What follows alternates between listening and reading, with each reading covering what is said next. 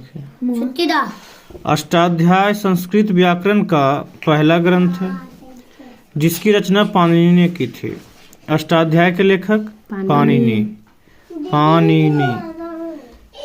इसमें पूर्व मौर्यकाल की सामाजिक दशा का चित्रण मिलता है और अर्थशास्त्र कौटिल्य द्वारा रचित है।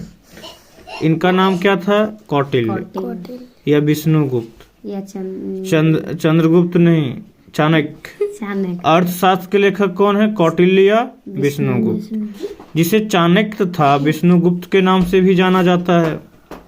अर्थशास्त्र में मौर्यकालीन राज व्यवस्था का स्पष्ट चित्रण मिलता है और यह राजकीय व्यवस्था पर लिखी गई पहली पुस्तक है। शुंग काल में पतंजलि ने पाणिनि की अष्टाध्याय पर महाभाष्य लिखा, जिससे मौर्योत्तर कालीन व्यवस्था की जानकारी मिलती है। और पतंजलि पुष्यमित्र शुंग के पुरोहित थे। तो पतंजलि किसके पुरोहित थे? पुष्यमित्र शुंग के पुरोहित थे। और संस्कृत भाषा में ऐतिहासिक घटनाओं का क्रमबद्ध लेखन कलहन ने किया था। और कलहन की राजतरंगिणी में कश्मीर के इतिहास का वर्णन मिलता है। तो राजतरंगिणी पुस्तक के लेखक कौन है? कलहन। किसमें इतिहास का वर्णन मिलता है?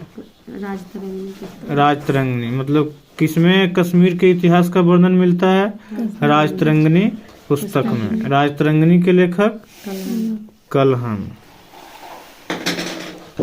अब है विदेशियों के वृत्तांत।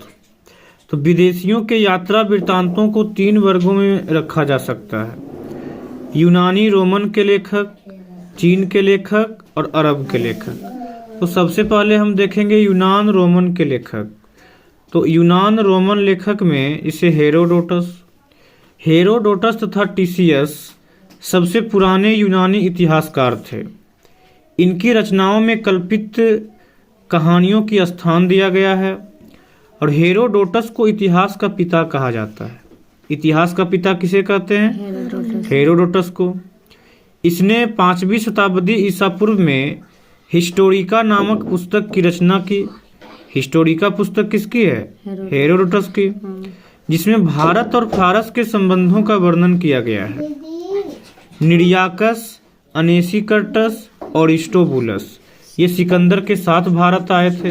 तो सिकंदर के साथ आने वाले भारत कौन कौन थे? निरियाकस, अनेसिकर्टस और अरिस्टोबुलस। मेगास्थनीज चंद्रगुप्त मौर्य के दरबार में यूनानी शासक सेल्यूकस का राजदूत था। तो सेल्यूकस निकेटर का राजदूत था कौन? मेगास्थनीज। मेगास्थनीज किसका